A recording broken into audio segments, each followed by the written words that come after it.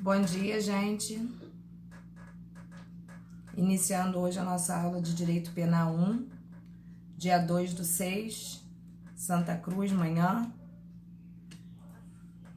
Todos me ouvindo bem?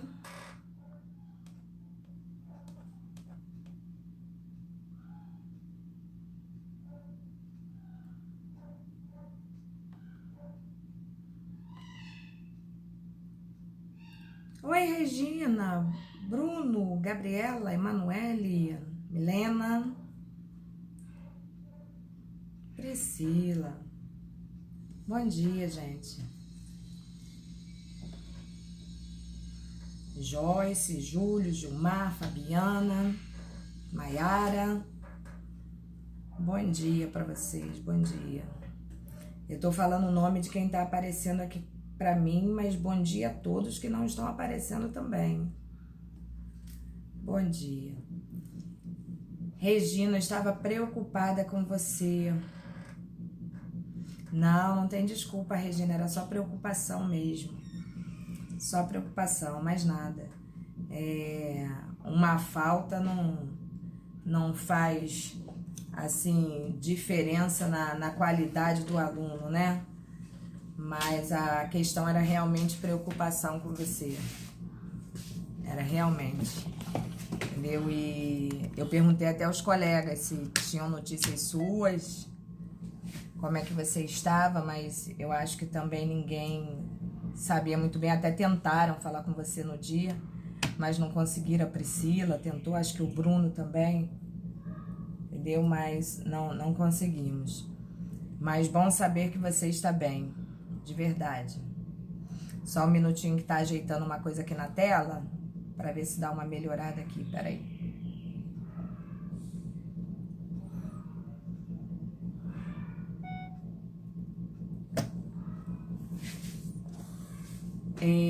Nós paramos exatamente em que slide da nossa apostila 2? Alguém lembra?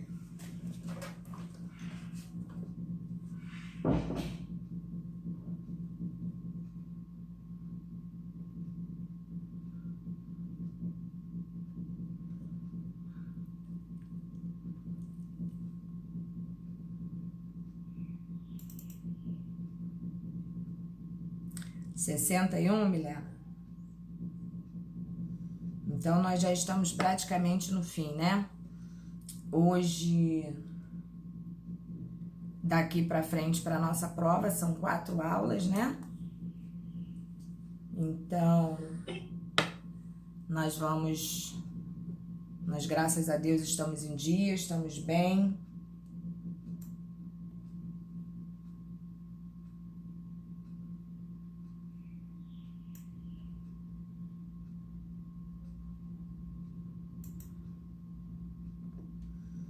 Limites temporais, espaciais e pessoais quanto à aplicação da lei penal. Foi isso, Milena?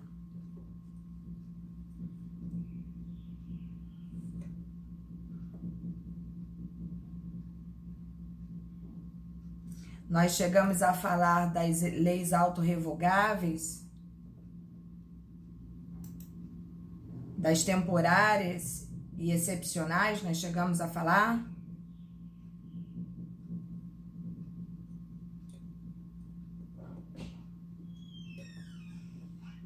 Vocês estão me ouvindo bem, galera?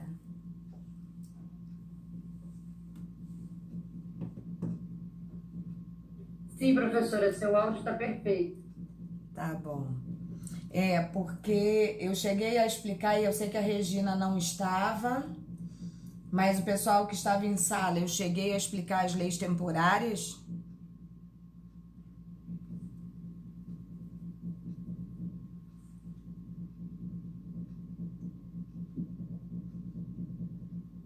Cheguei, né, Priscila?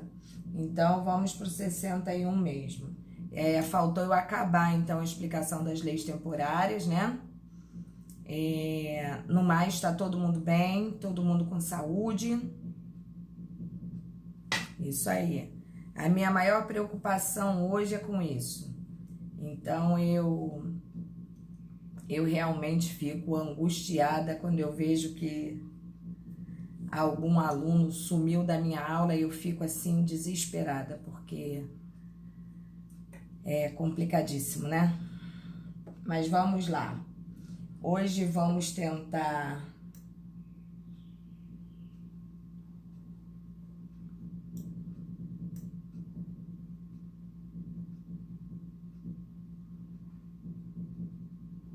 bom, 62. Achei estranho eu acabar no meio de uma explicação, né? Mas não tem importância não, a gente vai para lá e a gente vai dar uma aula legal. Vamos tentar. Pronto. Da eficácia das leis penais temporárias e excepcionais, a questão da ultratividade, né? Nós já falamos que as leis temporárias, né? Para quem não veio na última aula, eu vou dar um plusinho aqui para a gente poder dar continuidade, né? As leis temporárias são aquelas que são estipuladas por prazo determinado, né? Como o exemplo que nós demos, né? Proibido fumar cigarro num prazo de 30 dias. Dentro daqueles 30 dias, não existe a possibilidade legal de você fumar cigarro. Então, se alguém cometer este ato dentro deste período determinado, estará cometendo uma infração. Assim como, dentro daquilo que a gente considera leis temporárias, existem aquelas situações que a gente chama de excepcionais, que diferentemente de possuírem um prazo pré-determinado, o que vai determinar a sua continuidade ou não são as condições impostas. Como exemplo, nós demos a questão das epidemias, né? Enquanto durarem as epidemias, a situação XYZ deve ser seguida, como, por exemplo, o uso de máscara, nós até falamos isso. E essa condição só terminará a partir do momento em que não mais houver a necessidade do uso daquele aparato, né?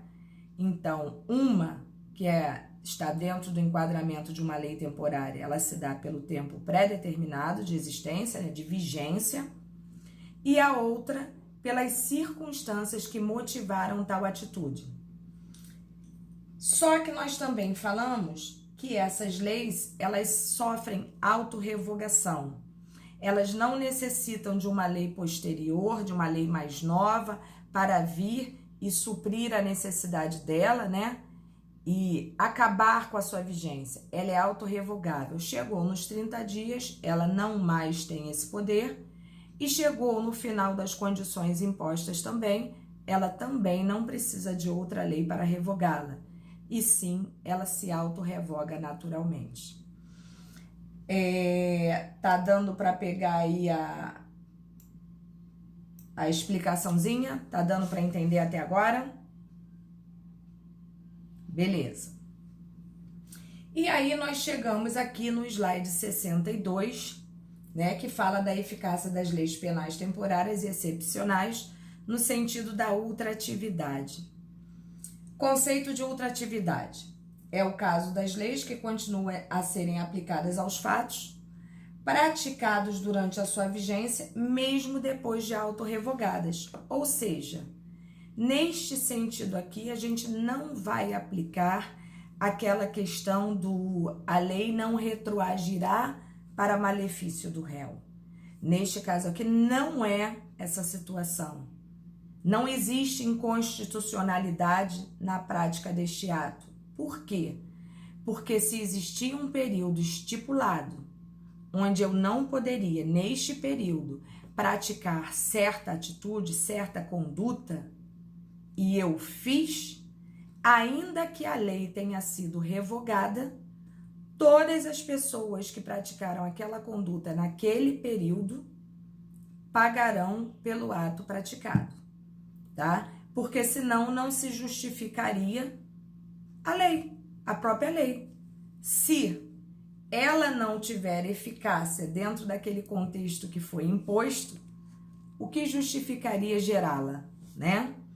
E aí vem, ó, Conforme já dito acima, a lei excepcional é revogada pela cessação das circunstâncias que a determinaram e a lei temporária pelo decurso de sua duração. Nos dois casos, temos a autorrevogação da lei. E qual a razão da ultratividade nessas leis? Aí vem esse bichinho aí, que é essa interrogação, né? Para impedir que, tratando-se de leis previamente limitadas no tempo, possam ser frustradas as suas sanções por expedientes astuciosos no sentido de retardamento dos processos penais. O artigo 3º do Código Penal não é inconstitucional, em face do artigo 5º, 40 da Constituição Federal, que prescreve a retroatividade da lei mais benéfica. Isso tudo para dizer para vocês o quê? Quando se tratar de uma situação de lei temporária ou excepcional, ainda que ela se autorrevogue e que ela perca os seus efeitos, quem cometeu o ato que não deveria ter cometido durante aquele período pagará pelo ato praticado. Por quê? Imaginemos que uma lei imposta durante um período de 30 dias, eu muito espertinha, né? Irmã, irmão, tio, avô, pai, sei lá, não importa, amigo, de uma pessoa que estuda direito, que já falou isso para mim, que a lei não pode retroagir para malefício do réu.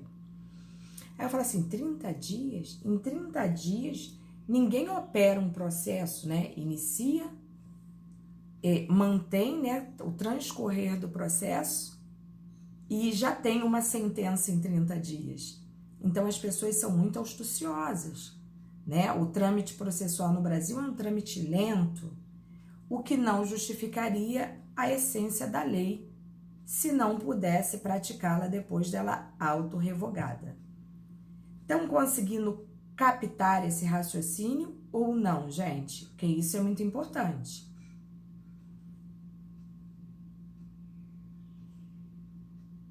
Sim. Então, nós já sabemos que a lei retroagirá sempre para benefício do réu. Então, vamos lá, Priscila? Vamos lá. A regra nos diz o quê? Vou repetir. A regra nos diz o quê? Que a lei, em regra, não retroage. Não existe, Regina, um momento assim específico, né, para determinada lei surgir, uma lei autorrevogável surgir. O que acontece? Segue o meu raciocínio aqui. A lei sempre retroagirá em benefício do réu. Isso nós já sabemos. Em malefício, jamais. Lembram dessa explicação que eu dei para vocês? Isso tá claro na cabeça de vocês, pelo menos essa parte aí? Sim. Beleza. Beleza. Então, olha só. Aí vem uma lei temporária estipulando que durante um período de 30 dias, tá? Vamos dizer, do dia 1º de junho ao dia 30 de junho, ninguém neste país pode fumar. É uma suposição. Essa lei existe? Existe. Como toda lei é para ser seguida? É. Seria justo, pelo fato dela ter duração somente de 30 dias, quem praticasse os atos dentro daquele 30 dias ali não fosse punido, seria justo?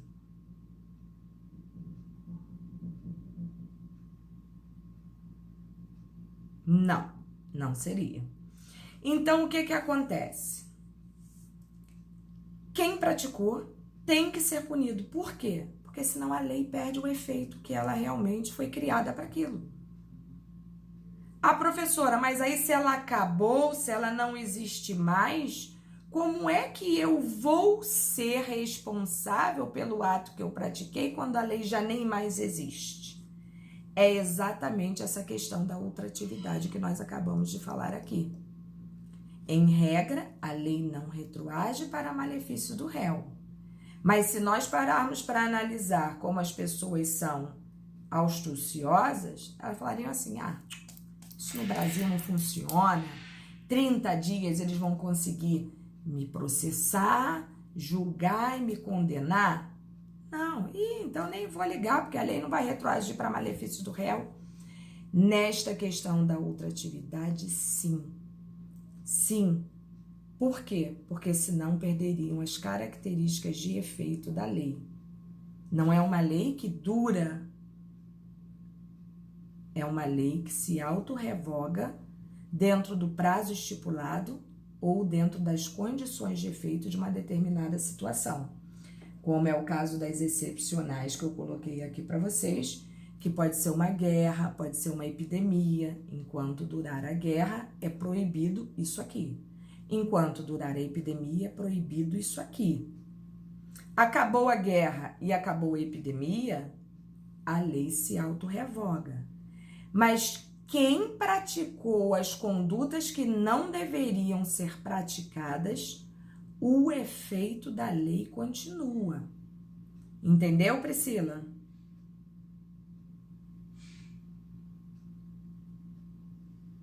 Mesmo? Pois é, porque senão não justificaria a vigência da lei. Por você saber o que? Depois dessa lei que acabou aí, ela não vai voltar para me prejudicar, não. Vai sim. Neste caso aí, vai sim. Porque não é para te prejudicar. É que no momento em que você praticou o ato, ela estava vigente. Giovana, o uso da máscara está sendo muito utilizado assim por decreto, né? Mas a gente pode entender sim. Pode entender sim. Né? A máscara é uma questão de muito mais consciência, né, do que qualquer outra coisa. Mas pode se entender sim. Por quê? Porque a hora que a pandemia acabar, nós não vamos mais precisar usar máscaras. E quando a gente não usa máscara, a gente está fazendo o quê? A gente está propagando uma doença ou pegando uma doença. E se eu pego uma doença, obviamente, se eu não uso máscara, eu vou estar propagando também. Então, pode ser encarado? Pode sim. Pode sim. As pessoas podem ser responsabilizadas? Podem sim. A diferença é que quando existe uma lei, a gente tem inclusive a sanção dessa lei.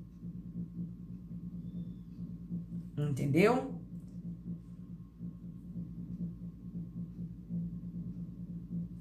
Perfeito, Bruno. Perfeito. É isso aí mesmo. Aí, olha o que eu botei para vocês aqui no slide 64, ó. A resposta à pergunta que eu fiz lá atrás a vocês, ó. E qual a razão da ultratividade dessas leis? Aí eu peguei uma das pessoas que eu mais respeito dentro do meio jurídico, que é um clássico. Às vezes eu até costumo dizer assim, muito humildemente, que eu tenho divergências com as opiniões dele, mas assim, respeito demais pela integridade, pela experiência, pela sapiência, por tudo, né? E ele responde o seguinte pra gente, ó. O professor Damásio de Jesus é da opinião que este princípio da retroatividade da lei mais favorável, que isso nós já sabemos, que a lei mais favorável retroage para benefício do réu, não é aplicável às leis temporárias e excepcionais pelos seguintes motivos. E aí, a gente... Peraí que eu tô recebendo aqui um cafezinho, gente. Pode botar aqui, importância não. Valeu, obrigada. E aí, a gente tem aqui aquele pensamento jurídico que essa brilhantemente colocou pra gente, ó. Se o criminoso soubesse antecipadamente que estivessem destinadas a desaparecer após certo tempo, perdendo a sua eficácia, lançaria a mão de todos os meios para iludir a sanção. E é assim mesmo. Principalmente quando iminente o término de sua vigência pelo decurso de seu período de duração ou de suas circunstâncias determinadoras. Ou seja, o período de duração é aquele que é estipulado antecipadamente. E condições determinadoras são as leis excepcionais. Também, se a lei temporária não tivesse eficácia após decurso do lapso temporal pré-fixado, todos os que tivessem desobedecido a sua norma nos últimos dias de vigência ficariam impunes, pois não haveria tempo para o processamento das ações penais antes do auto de revogação. É só por isso. Vocês conseguiram compreender ou ainda está nebuloso na cabeça de vocês? Um cafezinho. Vocês se importam se eu comer uma coisinha e tomar um cafezinho? Porque, vou te falar, hein? Hoje eu acordei tarde.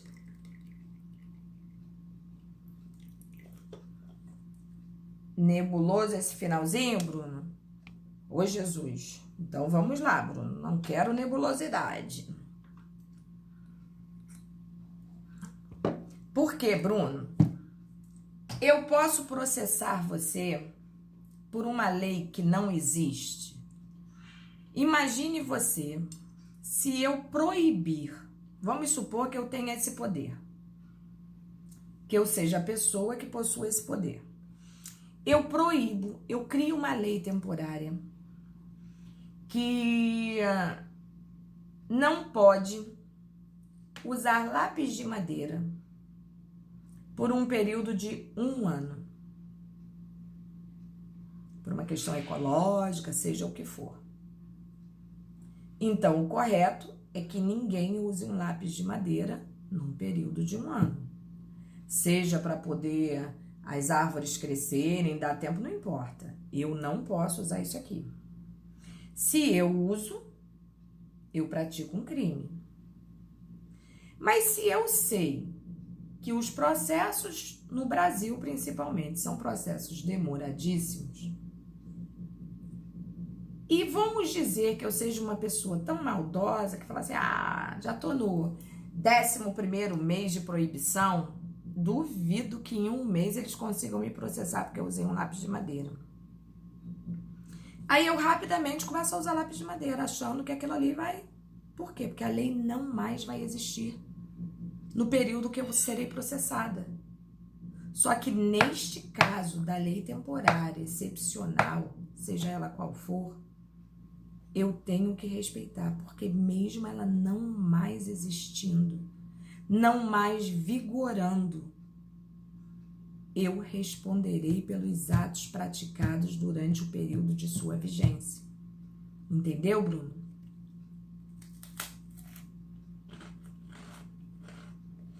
Mesmo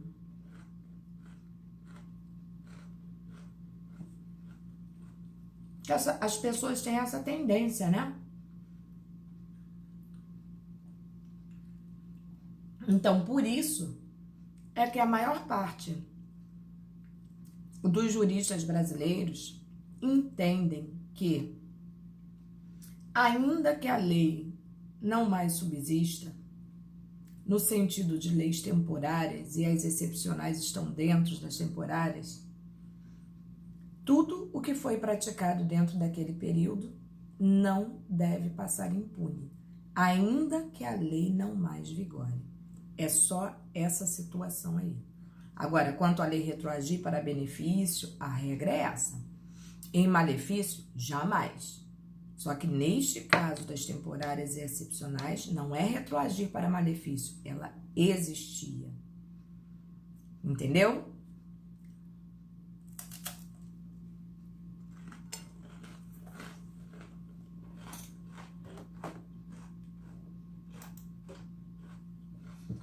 Todos entenderam?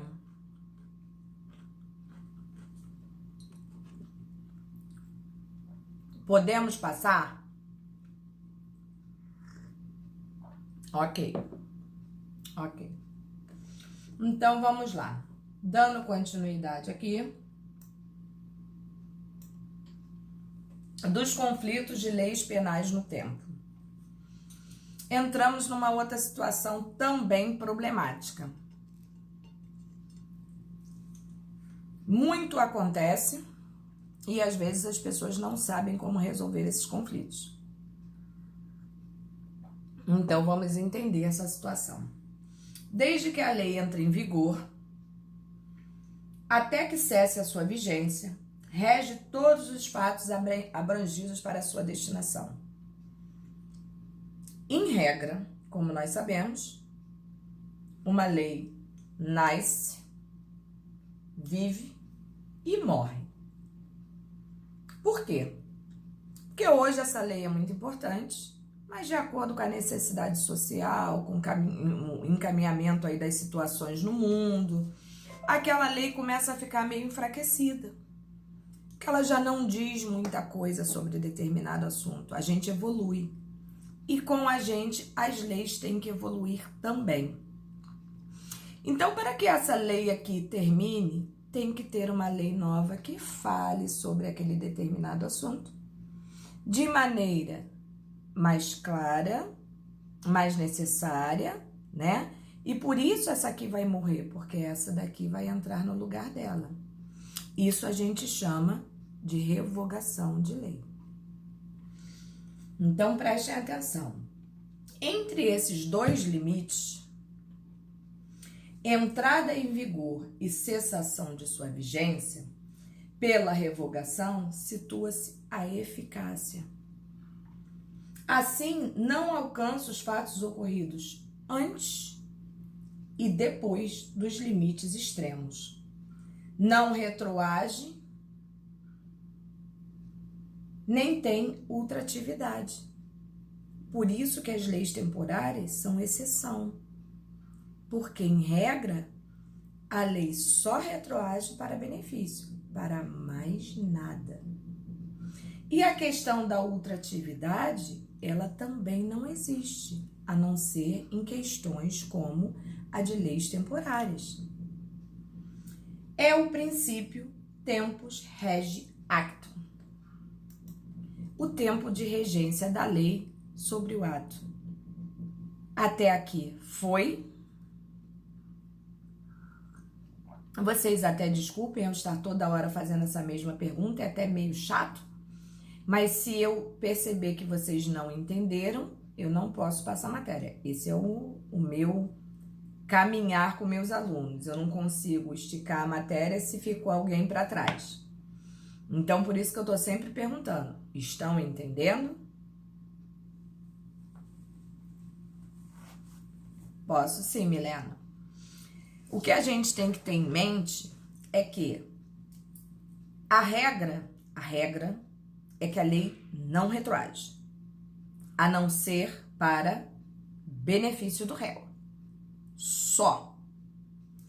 A regra também é que a questão da ultratividade também não deve existir. Mas em relação às leis temporárias e excepcionais, sim. São as situações em que podem ocorrer essas exceções à regra. Porque o tempo de vigência de uma lei deve ser respeitado. Deu para entender, Milena?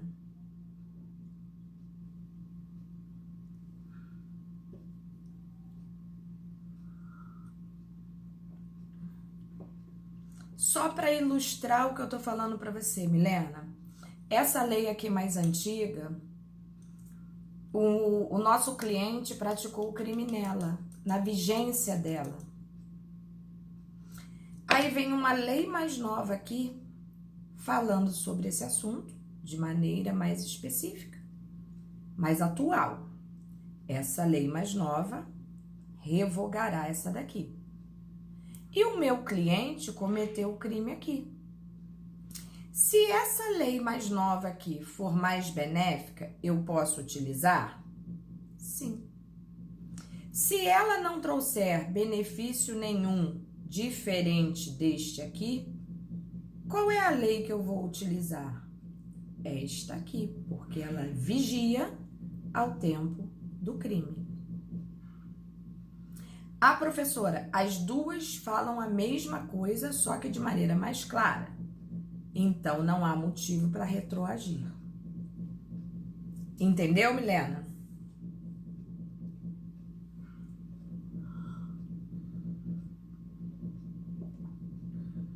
Beleza. Então, vamos seguir aqui.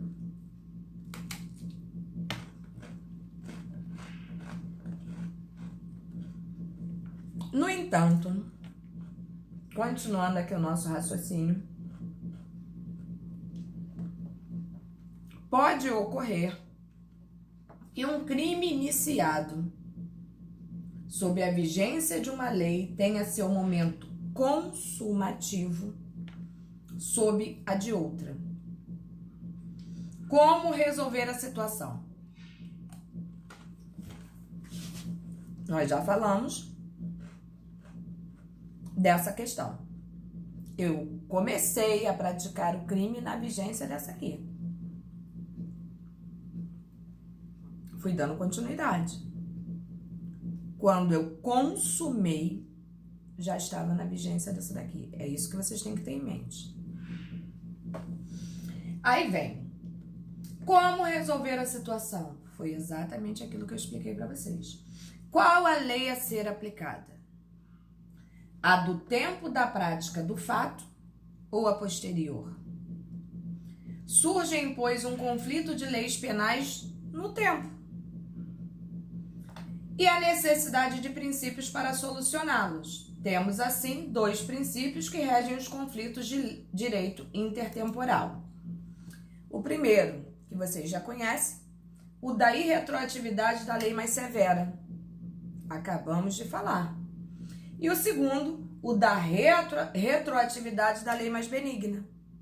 Então, nós não temos dificuldade nenhuma em solucionar esse problema. A lei mais benigna prevalece sobre a lei mais severa, prolongando-se além do instante de sua revogação ou retroagindo ao tempo em que não tinha vigência. É ultrativa e retroativa. Essas duas qualidades da lex Mitchell recebem o nome de extratividade. Exatamente aquilo que eu expliquei para vocês, que em situações de exceção existe essa permissividade.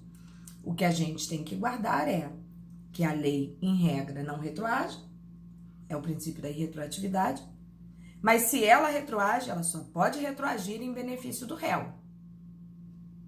No entanto, em casos de leis excepcionais temporárias, pode haver a questão da ultratividade.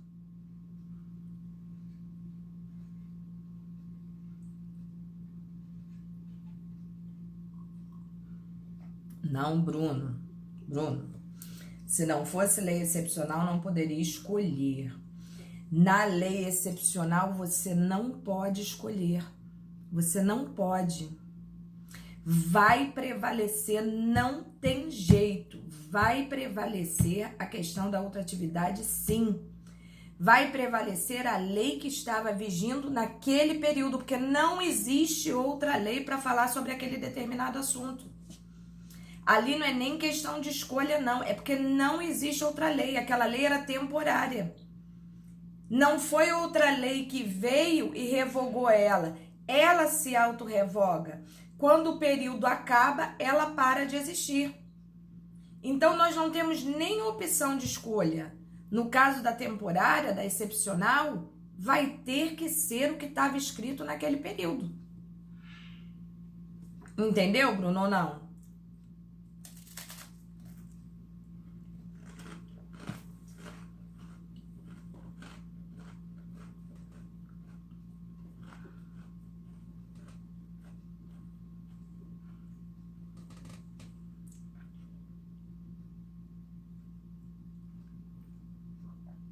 Não, Bruno.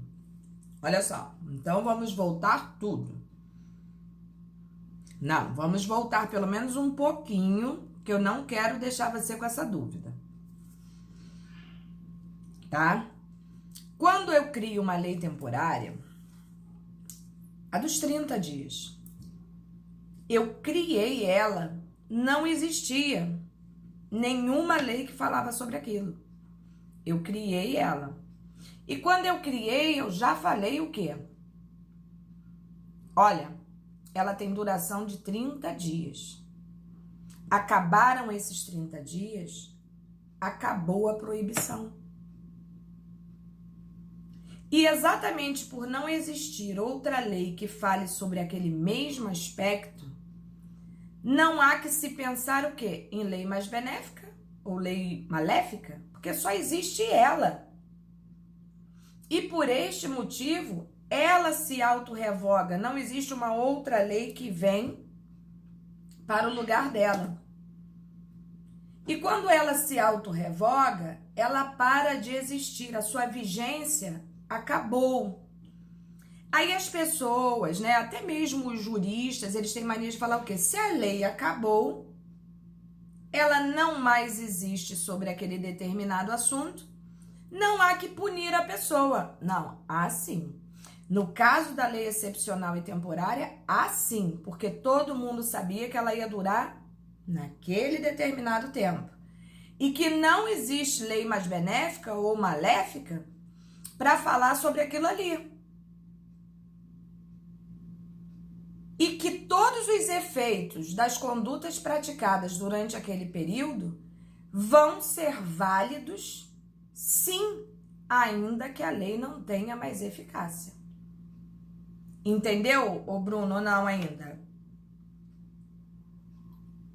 E não fique envergonhado de falar não entendi, não. Tá, e qual foi a parte que você não entendeu? Fala pra mim. O que a senhora falou, que tinha... Tipo assim, durante essa... O cliente cometeu o ocorrido durante a lei. No surgimento de outra que falasse sobre essa. Não. A senhora deu um exemplo assim. Não. Eu disse para vocês de uma lei que revogue a outra. Sim. Quando uma lei revoga a outra, a lei mais benéfica, ainda que fora do tempo do ato praticado, ela pode ser utilizada. Se ela versar sobre o mesmo assunto e ela tiver revogado aquela lei. Agora, no caso das leis temporárias, não existe uma lei para revogar a outra. Ela se autorrevoga. Então, neste sentido, não há que se falar em retroatividade de lei nenhuma, porque não tem lei para retroagir. Entendeu, Bruno? As pessoas se batem simplesmente pelo fato dela não mais existir, a pessoa não teria que ser punida, quando isso é uma inverdade. Porque se a gente cria uma lei que se autorrevoga e depois que ela se autorrevogar, ela não tiver mais efeito naquele período dos atos praticados, qual é a função dessa lei? Sim, isso eu entendi. Eu só fiquei confuso na parte que a senhora falou que uma revoga a outra. Aí me confundi um pouco. Entendi, mas não fique na dúvida não. Sempre que você tiver dúvida, pode falar. Tá bom? É porque, na verdade, a gente vem dessa explicação toda. Se você andar na apostila lá atrás, você vai ver que a gente vem falando, antes das leis temporárias, a gente vem falando sobre revogação, sobre o surgimento de lei, sobre a maneira como uma lei entra em vigor, as fases, a gente vem falando disso. E eu tenho batido muito nisso, para que vocês entendam. O importante... O que eu quero que vocês entendam é que todos esses conceitos de ultratividade, de irretroatividade, de retroatividade, são conceitos para que vocês tenham conhecimento de que eles existem. Para se um dia vocês estiverem numa discussão, vocês saberem que aquela situação ali, ela existe. Mas, em verdade, o importante é vocês saberem como funciona. Ai, professora, mas esses nomes são muito esquisitos. Extratividade, ultratividade, irretroatividade, retroatividade. É muito nome. É muito nome. E, obviamente, vocês só vão pegar isso de acordo com como vocês forem, primeiro, estudando e, segundo, atuando. É muito natural vocês se sentirem assim. Mas disso tudo, o que é importante neste momento? É que vocês saibam que a regra nos diz que a lei não retroage. No entanto, se for para benefício do réu, ela retroagirá. No entanto, se for para malefício do réu, ela não retroagirá. E nos casos de leis excepcionais, né, temporárias, não adianta em falar em retroatividade de lei. Porque, em verdade, não é questão de retroagir, não retroagir. Em verdade, é que essa lei existiu para aquele período e que tudo que aconteceu durante aquele período tem que ser respeitado. Você fez a besteira naquele período que não deveria fazer? Fiz. Então, não se preocupe, que nenhuma lei vai surgir para te salvar. Até porque não existe uma lei para isso. Vai valer a lei aqui. Quanto às temporárias e excepcionais, vai valer a temporária excepcional. É essa a importância disso tudo aqui. Tranquilo ou não, meu povo? E eu gostaria que vocês ficassem muito à vontade para falar, professora, não entendi. Eu não tenho problema com isso, hein, gente?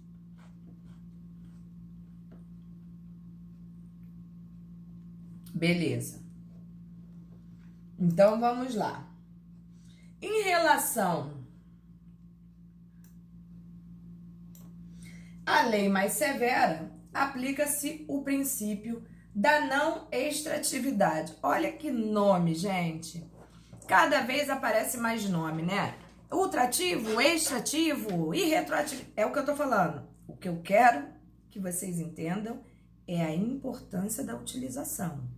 Esses nomes vocês vão, conforme vão estudando, vocês vão conseguir. Extra, ultra, irre, e aí vocês vão cadenciando isso. Que se compõe dos princípios da irretroatividade e da não ultratividade. Pergunta-se com base nos dois princípios. A pratica um crime sob a vigência da lei X. A. Vamos pegar a Fabiana Santana. Fabiana Santana é A. Pratica um crime sob a vigência da lei X, que comina a pena de reclusão de 1 a 4 anos. Por ocasião do julgamento, passa a vigir a lei Y, regulando o mesmo fato e impondo a pena de reclusão de 2 a 8 anos.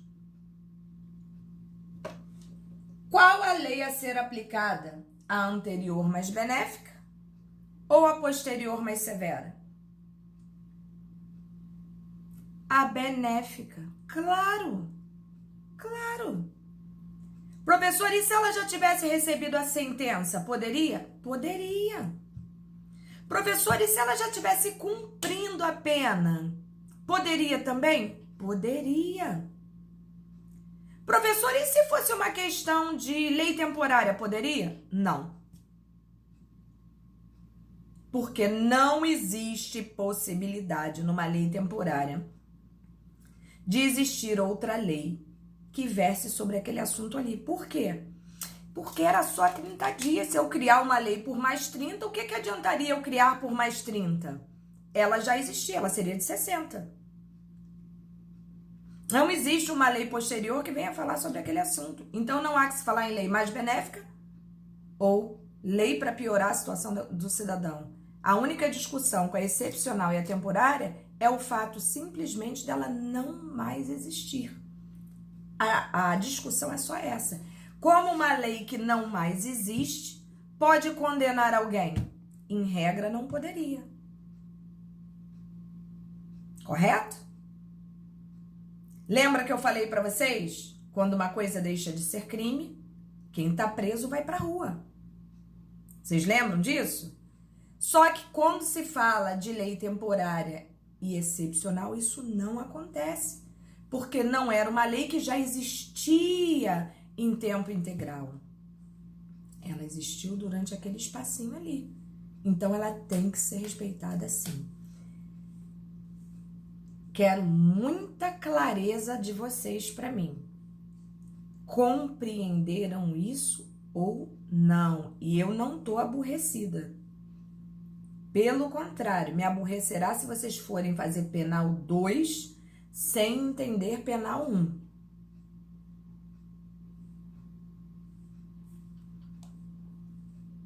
Cri.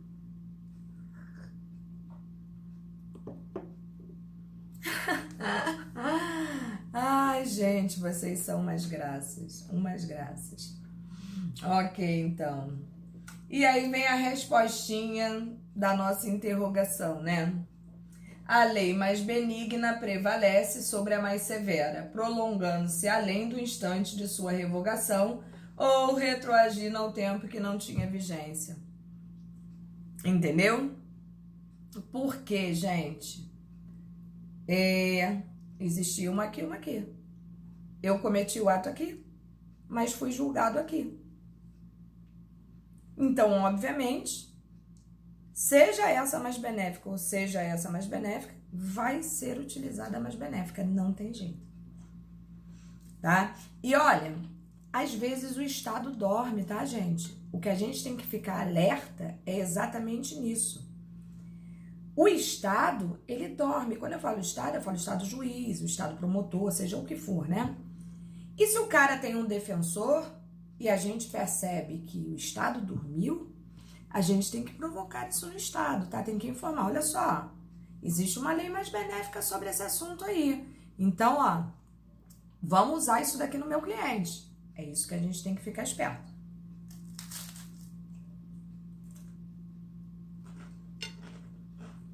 O Estado não é bonzinho. Então, continuando o nosso raciocínio.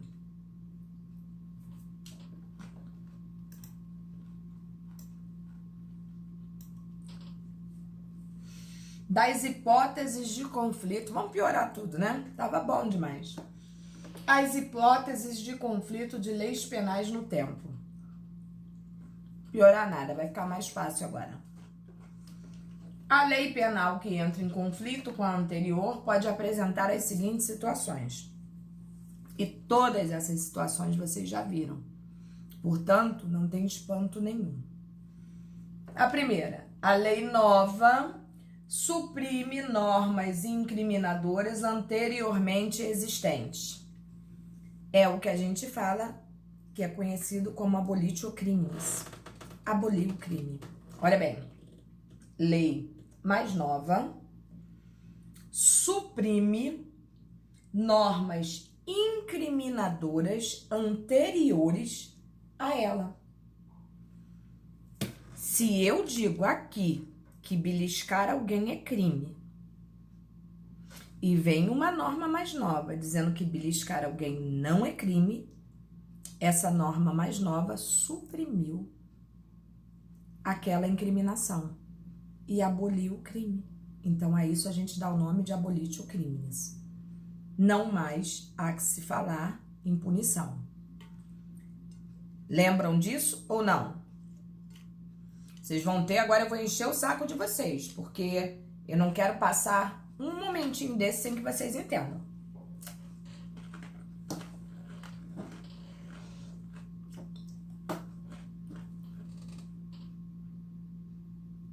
A questão, por exemplo,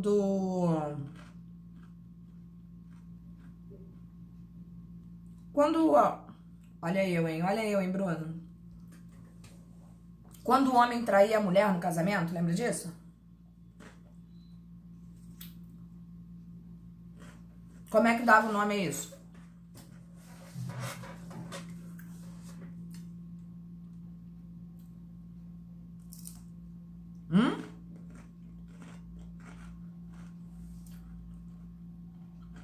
É isso aí. Veio uma lei descriminalizando aquilo ali. E que fique claro para vocês. Descriminalizar é uma coisa. Na área civil, quem dá causa ao fim do casamento por adultério responde, tá? Então, ó, se liga.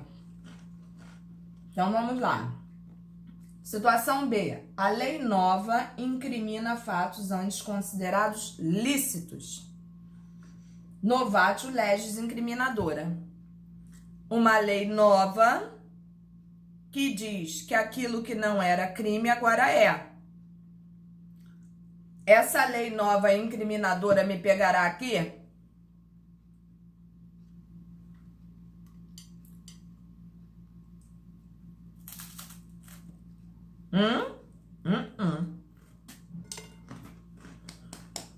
Exatamente, não pegará.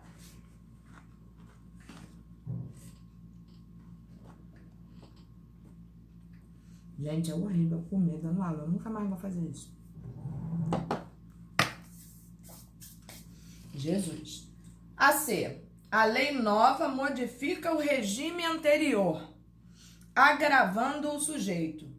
Novatio legis impejus. Cometi aqui. É o caso que eu falei da Fabiana. Fui condenada a 3 anos. Vem uma lei nova que fala, é 8. Essa lei me alcançará aqui? Não. Não alcançará. E a lei nova modifica o regime anterior, beneficiando o sujeito. Novatio legis in melius. 3 anos da Fabiana aqui. Vem uma lei nova falando que é 1 ano só. Essa lei me alcançará aqui? Sim. Perfeito. Perfeito. É isso aí, galera. Todos entenderam igual o Bruno ou alguém tá com dificuldade aí, meu povo?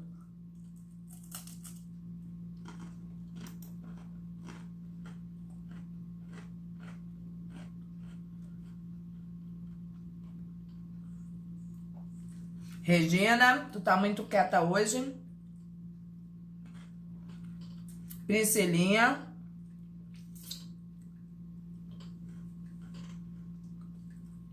Parece, Bruno, parece. Parece mesmo. Eu diria para vocês que a gente, para trabalhar na área jurídica, a gente tem que ter um dicionário de bolso. E um dicionário jurídico, né? Um dicionário jurídico. Porque se não for assim, é complicado. Muito.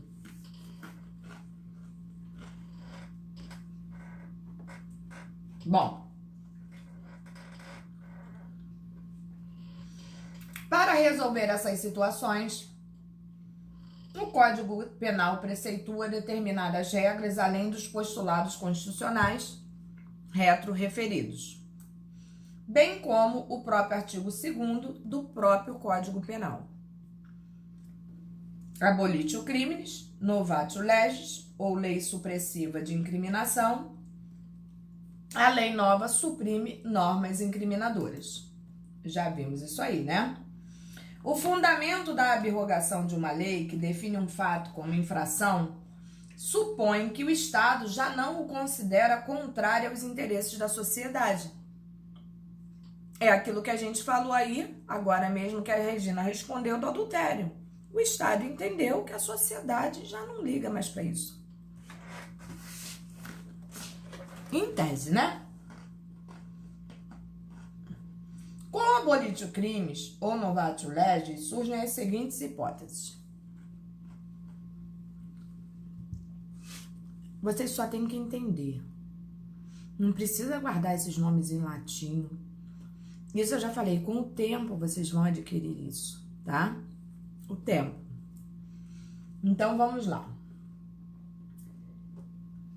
A persecutio criminis ainda não foi movimentada. O processo não pode ser iniciado. Se uma lei eu cometi o crime, a lei existia. Vem uma nova lei dizendo que aquilo não é mais crime. Aí olha o que fala ali. Se o processo não foi iniciado, nem será. Nem será. Para que o Estado vai gastar dinheiro, tempo com isso, se o troço já não é mais crime? A segunda situação, o processo está em andamento. Deve ser trancado mediante decretação da extinção da punibilidade. Ora, meu Deus. Para quê? Estou respondendo o processo. Não é mais crime? Tranca isso, acaba isso. Libera a pessoa. Não há motivação. Terceiro, já existe sentença condenatória com trânsito em julgado, hein? A pretensão executória não pode ser efetivada. A pena não pode ser executada, ainda que eu tivesse sido condenada. Não é mais crime, libera ela. Isso tudo nós já falamos, né? Eu só coloco aqui como base para vocês. E o condenado está cumprindo a pena. Decretada a extinção da punibilidade, deve ser o quê? Imediatamente solto. Porque o que justificaria manter uma pessoa presa se o ato praticado por ela já não é mais considerado crime? Tá? Então são essas as condições aí. Aí vem...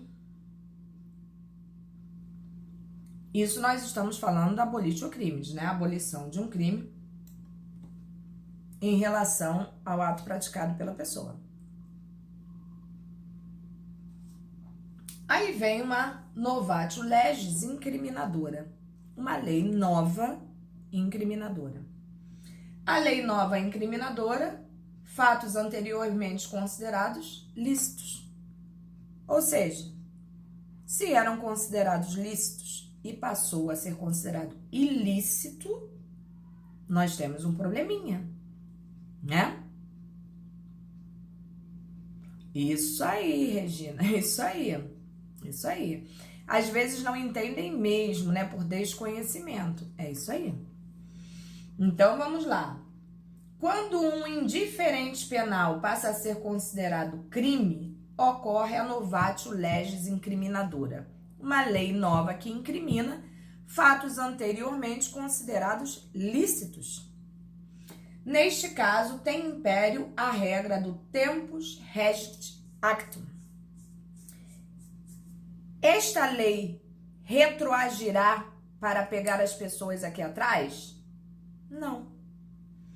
No entanto, a lei que incrimina novos fatos é considerada irretroativa, uma vez que prejudica o sujeito.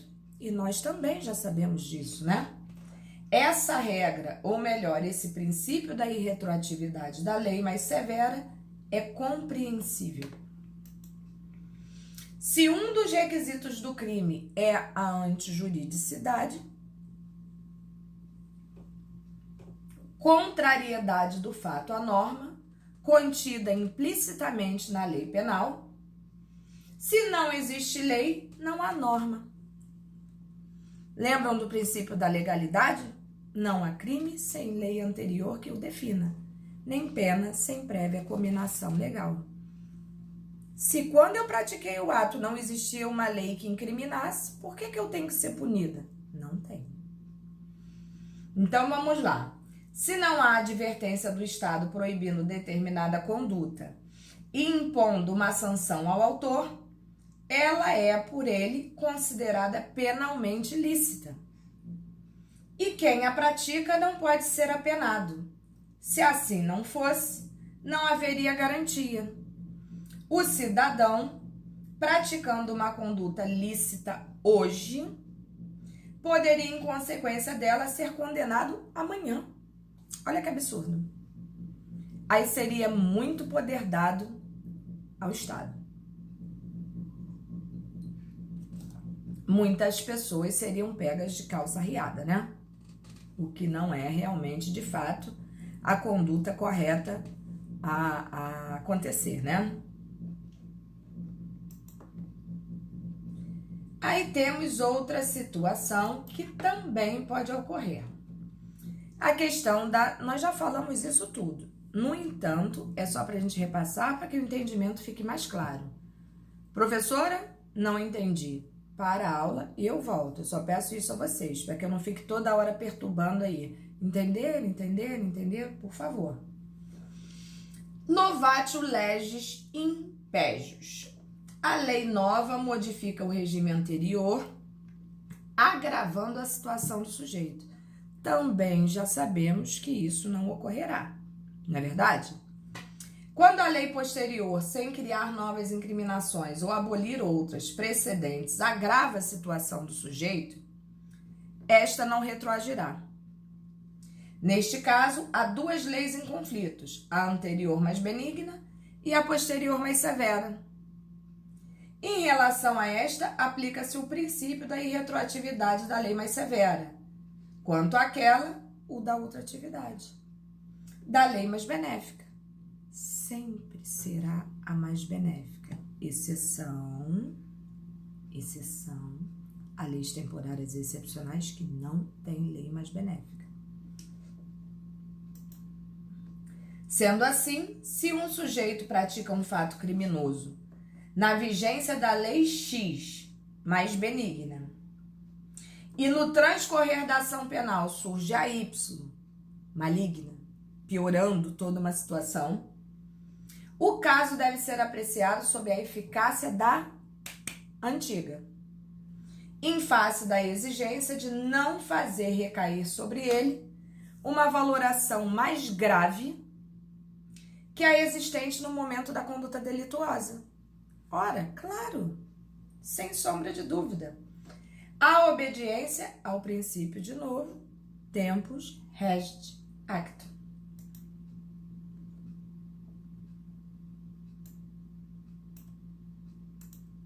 Eita. E aí, temos a situação, de novo aí, né? É porque é tanta situação que a gente vai falando, e isso daqui é só para deixar claro para vocês que é exatamente assim que funciona. Novatio legis in melius. A lei nova modifica o regime anterior beneficiando o réu. Já sabemos o que vai acontecer. Lei antiga mais pesada, lei nova que melhora a condição. O que acontecerá? Chegará aqui no réu e beneficiará esse cidadão aqui. Quando a lei nova, sem excluir a incriminação, é mais favorável ao sujeito, neste sentido, ela retroagirá. Aplica-se o princípio da retroatividade da lei mais benigna. Então, tudo que eu quero que vocês entendam, falamos disso tudo que vocês estão vendo aqui, só para dizer para vocês. Lei benéfica, retroage. Lei que prejudica, não retroage. Lei que deixou de fundar uma situação como criminosa, não é mais crime, libera o cara, com exceção à questão da situação das leis temporárias. Fato é, também em seu parágrafo único, o artigo 2º do Código Penal, determina que a lei posterior que de qualquer modo favorecer o agente, aplica-se aos fatos anteriores, ainda que decididos por sentença condenatória transitada em julgado.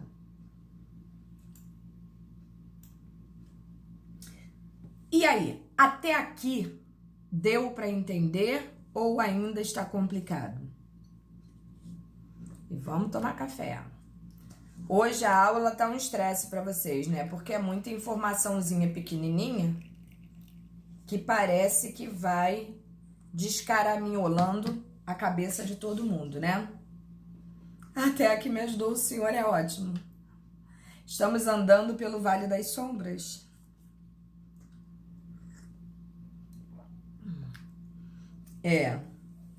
Peguei Fabiana aí como coitadinha, né, Fabiana? Te peguei como criminosa. Me perdoe, viu, Fabiana? Não é essa a intenção. Ok, Gilmar. Coitada de tu, né, Fabiana? Se precisar de um advogado, eu tô aqui. Vamos lá.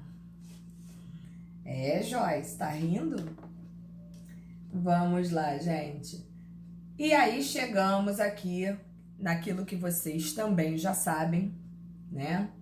Porque eu falo pra caramba, eu sempre falo isso, meu Deus, como é que meus alunos me suportam? Porque eu falo muito. E eu vou te falar, olha, Bruno, minha varinha, ó. Você que fala de Harry Potter aí, ó. Vamos lá. Da eficácia da lei penal no espaço, direito penal internacional. Eita, Nossa Senhora, e lá vamos nós. Os princípios. A lei penal é elaborada para viger dentro dos limites em que o Estado exerce a sua soberania. Observem que esse Estado está em letra maiúscula. E quando a gente fala que ele exerce a soberania, eu acho que eu cheguei a desenhar o Brasil para vocês no quadro, quando a nossa aula era física ainda. Que eu lembro até que teve aluno que me sacaneou que eu desenhava muito bem, né? E eu mostrei para vocês que o espaço territorial de um país é aquele espaço de terra que a gente possui, né? Ninguém fala nos limites de um estado flutuando no nada. Então, qual é os limites de um estado? É dentro do seu espaço territorial. Então, vamos lá. Cada estado possui sua própria soberania. Surge o problema da delimitação espacial do âmbito da eficácia da legislação penal. E aí é que tá. Quando a gente fala de estados, a gente está falando de países. E cada país possui a sua soberania. Fato é que um país não deve interferir na soberania de outro. Eu diria assim, muito simploriamente, que é cada um no seu quadrado, tá? Portanto, a lei possui eficácia em regra dentro dos limites territoriais do seu país, com raríssimas exceções, tá? Então, primeiro eu quero que vocês entendam isso. A soberania de um país deve ser respeitada, não havendo interferência nos limites que venham a afrontar outro Estado soberano. A questão do âmbito de eficácia espacial da lei penal constitui matéria de direito penal internacional, que provavelmente vocês terão posteriormente. Existem 5 princípios a respeito desta matéria. E aí, Bruno, lá vem princípio, hein, Bruno? Lá vem princípio. Então, vamos lá, segura aí. Princípio da territorialidade, artigo 5º do CP, que deve ser considerado como regra geral. O princípio da territorialidade deve ser considerado um princípio de regra geral. Segundo este princípio, a lei penal só tem aplicação no território do Estado que a determinou, sem atender à nacionalidade do sujeito ativo do delito ou do titular do bem jurídico lesado.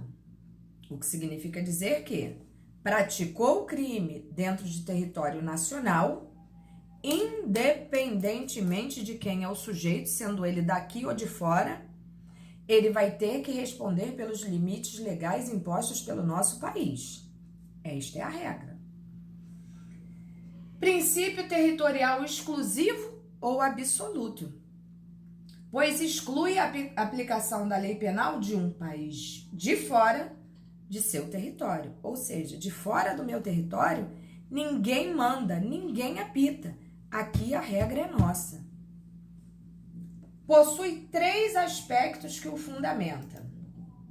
O primeiro, processual, o segundo, repressivo e o terceiro, internacional. Simples a beça. Pois seria enorme a dificuldade em processar-se um cidadão em país que não aquele em que foi praticado o delito. Como assim? Como que o cara vem da China, comete um crime aqui e eu mando ele para a China para responder um crime praticado no Brasil? inviabilizaria qualquer situação, né, gente? O repressivo aí, ó. Se a aplicação da pena ocorre em lugar diverso do local do crime, excluiria uma das funções da pena, que seria qual? A de intimidar. Lembra que é a segunda função da pena? A primeira, punir, a segunda, intimidar, e a terceira, qual seria? Ressocializar. Se eu faço um cara que cometeu um crime aqui ir pagar na China, quem aqui presenciaria isso? Ninguém. E internacional, porque a função punitiva do Estado é legítima emanação de sua própria soberania. Portanto, não há que se falar em qualquer outra situação diferente desta que nós sabemos que deve ocorrer dentro do nosso espaço territorial. Até aqui foi.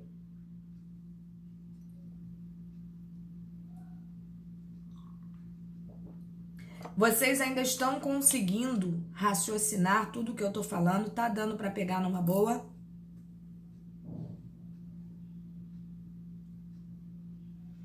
Ok. Beleza, Fabiana. Beleza. E agora, valeu, Giovana, valeu, Gabriela, Gilmar, valeu mesmo. E agora aí, gente, princípio da nacionalidade, que é uma outra questão a ser analisada, né? Ou é basicamente, Bruno, que deve ser respeitado dentro do território nacional, que é o nosso espaço territorial, as leis implementadas aqui. Não podendo vir lei de fora, a regra é essa. Lei de fora interferir nos comandos do nosso país, tá? Aí vem o princípio da nacionalidade, ou personalidade, como vocês queiram, né? De acordo com este princípio, a lei penal do Estado é aplicável aos cidadãos onde quer que se encontrem. Fundamento em que o cidadão deve obediência à lei de seu país, ainda que se encontre no estrangeiro. O Código Penal brasileiro adotou o princípio da territorialidade, que é aquele que acontece aqui, o cara paga aqui, independente dele ser brasileiro, chinês, alemão, japonês, não importa. Os outros como exceção. Então, esse princípio da nacionalidade, muito cuidado, ele não cola muito, né? Ele existe e, às vezes, por via de exceção, é aplicado. Mas eu não me valeria muito dele.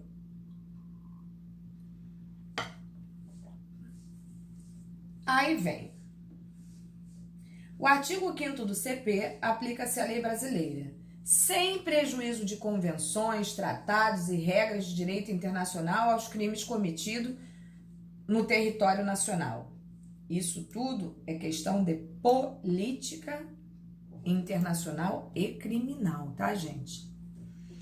Conforme o professor Damásio, o nosso código adotou, portanto, o princípio da territorialidade como regra sobre a eficácia espacial da lei penal, abrindo exceção no próprio corpo da disposição às estipulações das convenções, tratados ou regras de direito internacional. Essas regras de direito internacional provavelmente vocês vão ver na prática de direito internacional público e privado. Uma das exceções é aquela situação que vai pegar o juiz soli, juiz sanguinis, né? Em que os países fazem tratados e convenções de troca, às vezes de criminoso. Existe umas coisas assim, né? Um acordo de reciprocidade entre os países também devem ser respeitados. Mas isso é muita via de exceção mesmo. A regra é a territorialidade. De manifesta evidência, pois que a lei penal brasileira permite, em determinados casos, a eficácia da norma de outros países. Alguns exemplos. Olha isso, é engraçado, mas é verdade, tá, gente? Se alguém comete um crime em uma jangada em alto mar, após naufrágio ou nos destroços de um navio naufragado, a que lei fica adstrito? Resposta.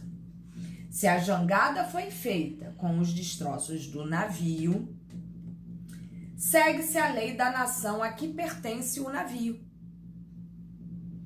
aquele material de que foi construída a improvisada embarcação ainda representa o navio e, portanto, o estado respectivo. Olha isso, gente. Vocês sabiam disso?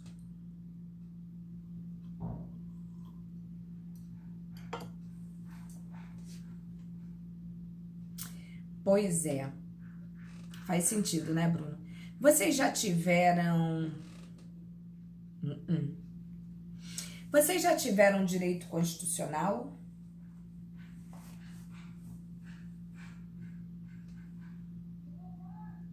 Estão tendo? Já aprenderam a questão do jus soli, jus sanguinis? Critério de aprendizado, assim, para saber de que nação a pessoa faz parte? A nacionalidade, artigo 12 da Constituição. Entendi. Então, ó, eu não posso entrar no critério. Se eu tivesse em sala de aula com vocês, que eu tivesse um quadro para que eu pudesse desenhar para vocês, e eu não tô chamando ninguém de burro, não, pelo amor de Deus. É porque eu tenho mania de desenho. Eu acho que desde que eu comecei a dar aula para vocês, vocês já perceberam isso. Eu gosto de fazer esquema, eu gosto de desenhar. Eu acho que visualmente fica mais legal. Quando a gente quer descobrir a nacionalidade de uma pessoa, existem dois critérios a serem observados. Um é o que a gente chama de jus solis, o outro de jus sanguinis. E dependendo do país, ele adota um critério ou outro. O que seria jus solis? Jus solis está falando o quê? Está falando de solo. Aquele que nasce em solo brasileiro, brasileiro será. Mas tem o critério jus sanguinis também, que ele se baseia no sangue. E diz que se eu tiver sangue de brasileiro, brasileiro eu serei. Aí vem a situação, o Brasil adota que critério? A regra é o jus solis. Quem nasce em solo brasileiro, brasileiro será. E por via de exceção, o Brasil também adota critérios jus sanguinis. Como, por exemplo, se o Gilmar estiver trabalhando a serviço do Brasil, da sua nação, fora do Brasil, em qualquer lugar do mundo, e, por exemplo, a esposa dele o acompanhar e estiver grávida, ou lá engravidar, e lá a criança vier a nascer, não importa em que lugar do mundo ele estiver, a criança será brasileira. Por quê? Porque o Gilmar, neste momento em que ele está em serviço para o país dele, a nação dele, não importa em que lugar do mundo ele esteja, se ele tiver um filho, este filho será brasileiro. Da mesma forma, como fez a Fabiana Santana aí a pergunta, professora, essa questão é só no barco? Não. Se eu estiver grávida e conseguir entrar no porão de um navio para me evadir do meu país, sei lá, quero sair do país clandestinamente, e essa criança nascer dentro deste navio, eu posso estar no mar do país que eu estiver. Se o navio é brasileiro, é como se eu estivesse nascendo em solo brasileiro. Tá? Então, esse critério do jus solis e do jus sanguinis deve ser levado muito a sério. Muito a sério. Porque é daí que a gente vê, qual a nacionalidade de uma pessoa. Se esse navio que eu peguei essa carona não for um navio brasileiro e o critério adotado pelo país desse navio for o jus sanguinis, eu nascendo não terei o sangue de ninguém ali, porque eu não sou daquele país. Vocês estão percebendo como funciona isso? Esse tema do jus soli e jus sanguinis, Eu queria muito explicar para vocês em sala de aula, porque toda vez que eu dou essa aula eu gosto de explicar isso. Os alunos gostam tanto. É um assunto tão legal que às vezes eu deixo de ser professora de penal para falar de constitucional e os alunos adoram. Porque realmente é um critério a ser observado. Mas até aqui, está dando para vocês compreenderem como as coisas funcionam ou não? Sim. Beleza.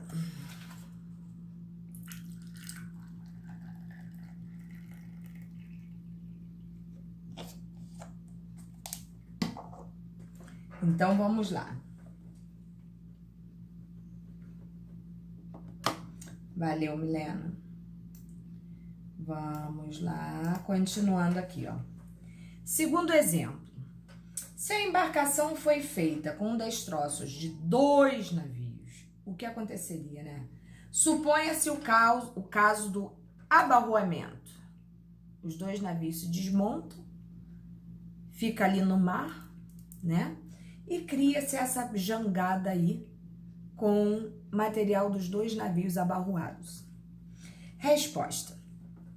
Opina-se que o delinquente fica submetido à lei do seu próprio estado, aplicando-se o critério da personalidade. Se deu bem. Se deu bem.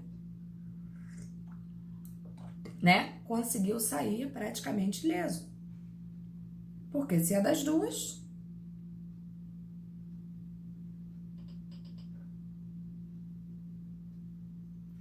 Porque a gente está falando de crime. Entendeu, Bruno? A gente está falando de qual a lei a utilizar em situações como essa. A gente tem sempre que imaginar que a gente está falando de um criminoso. Se o destroço usado naquele navio foi o do Brasil, o crime praticado por ele, como por exemplo, eu só tenho essa jangada aqui, ó. Então, Bruno, me desculpa, só cabe eu. Acabei de te empurrar e você se afogou. Entendeu, Bruno? É só para ilustrar a que lei seria utilizada naquele momento ali. Tranquilo ou não, Bruno?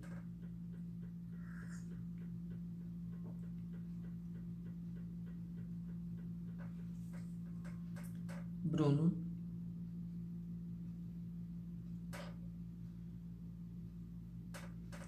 Bruno?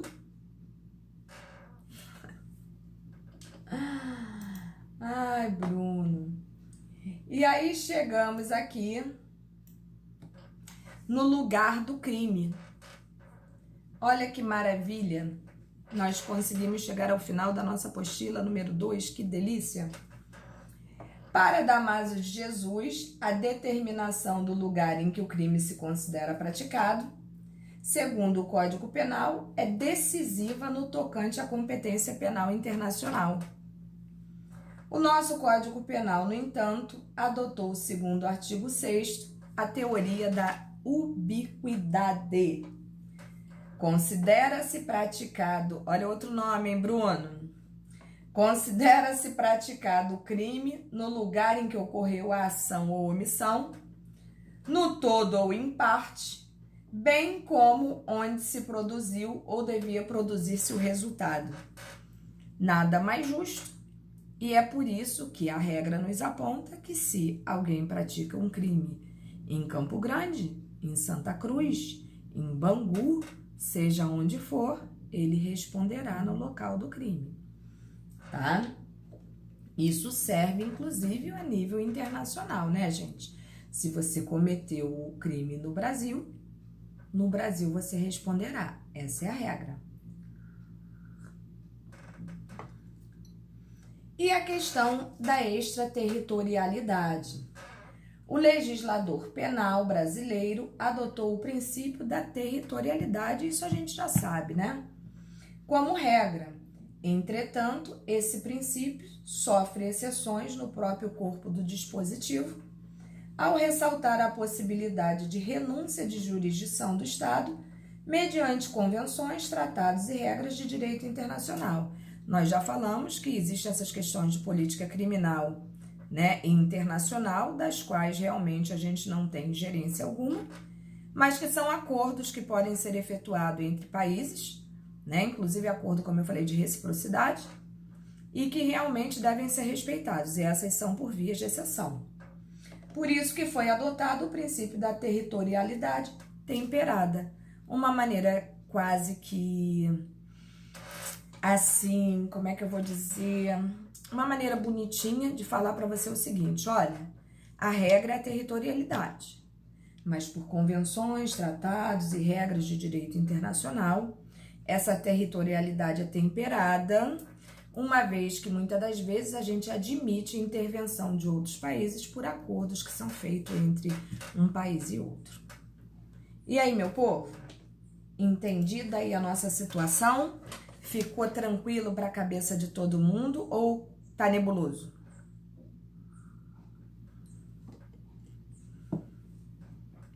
Tranquilo?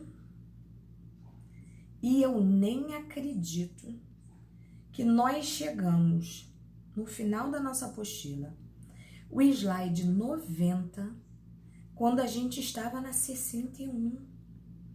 Ou seja, quase 30 pranchinhas e eu não vi vocês reclamando. Parabéns para vocês. Por isso é que eu falo que a turma de vocês é uma turma assim, Top Master Plus.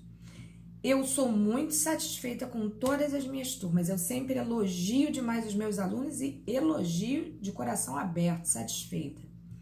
Mas a turma de vocês, eu vou falar, tem tudo para ser realmente assim, ó, Master. De verdade. A vontade que vocês têm de aprender é top, tá? Então, nesse momento, estarei colocando para a semana no Sigu para vocês a nossa terceira apostila. Eu vou tentar colocar na nossa terceira apostila, se der tempo, uma revisãozinha lá atrás daquilo que nós falamos que fosse de maior importância. Se der tempo, a gente dá a revisão, se não, a gente dá a matéria toda e fechamos. Fato é que nós estamos muito bem dentro do nosso material, que nós estamos seguindo a ementa, assim, imprescindivelmente, entendeu? E que eu tô muito satisfeita com a minha turma. Priscila, eu vou tentar, eu não sei se ela é muito grande, será que ela vai numa boa?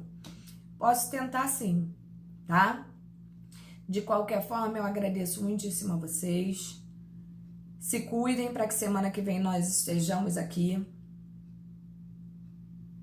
Tá bom, Giovana. É nesse nível que eu tô tentando fazer, inclusive, a nossa prova, Giovana, tá? Se cuidem de verdade, né? A gente não pode relaxar.